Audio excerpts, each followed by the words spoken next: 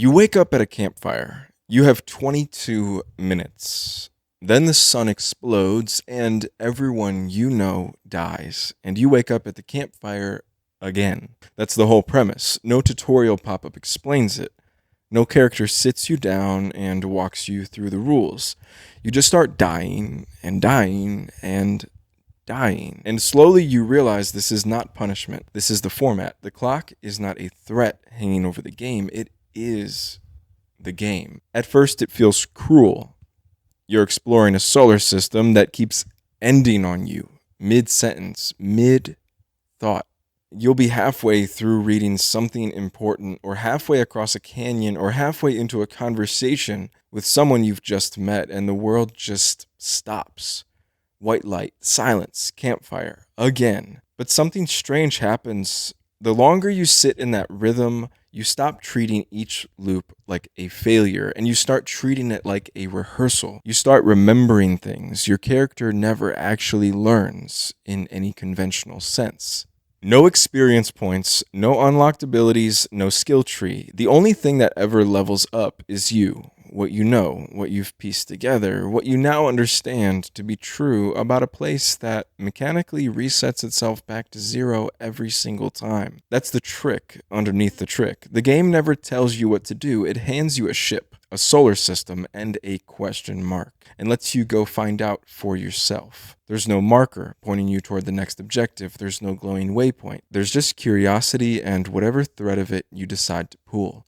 And what you find, piece by piece, scattered across the ruins of long-dead civilizations, is a story that's been over for a very long time. 281,000 years before you ever wake up at that campfire, a species called the Nomai arrived in this solar system chasing a signal.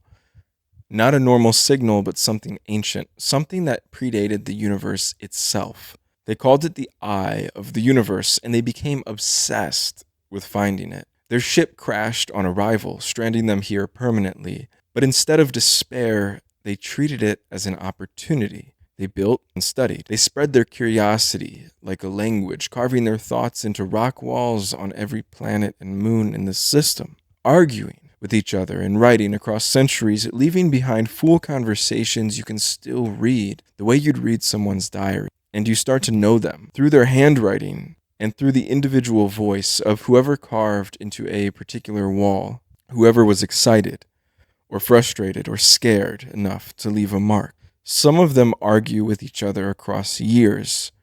Some of them second-guess the whole project, questioning whether it's even ethical to risk destroying an entire solar system just to satisfy their own curiosity. You learn who was cautious, who was reckless, who wanted to stop. It's a civilization you're allowed to know intimately, and every one of them has already been dead for nearly 300,000 years.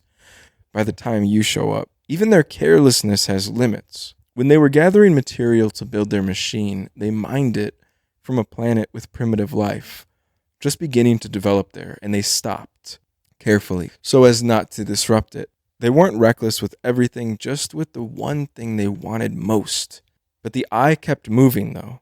Impossible to find unless you already knew where to look. So the Nomai built something audacious to solve that problem. A project that would trigger a supernova and use the burst of energy to fire a signal back in time 22 minutes into the past, giving them the eye's exact location before they'd even gone looking for it. A time loop, essentially, built entirely to cheat their way to an answer they hadn't found yet. It didn't work. The sun failed to go supernova, the station fired, but the sun barely responded. A small, disappointing flicker where they needed an apocalypse. And then, while searching for another way to make the plan work, they found something else entirely, an artifact the Nomai called ghost matter, hidden inside an unstable comet that had just entered the system. They went to investigate it, hopeful, but it ruptured, and it almost killed everyone in the solar system at once before anyone could even warn the others. That's the story you're piecing together while you play. Not a story that's still happening, a story that's already finished. You're not solving a mystery in progress, you're excavating the aftermath of a civilization's obsession, generations after the last of them have died.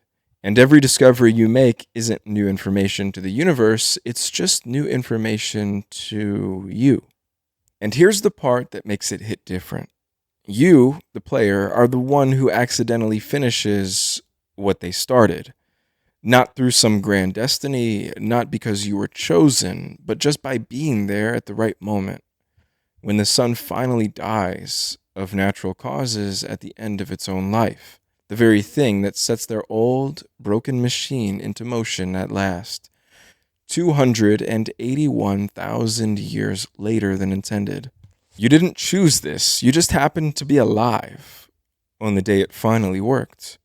The whole game is built around that kind of irony. Curiosity is the thing that drives you forward, and also the thing that got an entire species killed. Every secret you find, every wall of Nomai writing you translate, every terrifying anglerfish infested cave you swim through, it's all just you, following the same impulse that doomed them. You're not smarter than the Nomai. You're not safer, you're just later. You have the advantage of hindsight, and even that barely helps, because hindsight doesn't stop the sun from exploding. It just means you understand why. There's something almost cruel about how gently the game treats that parallel. It never punishes you for being curious. It never frames exploration as a mistake. It just keeps quietly reminding you, planet by planet, that curiosity was never safe. Not for them, not for you. It just happens to be the only thing worth doing with the time you've got.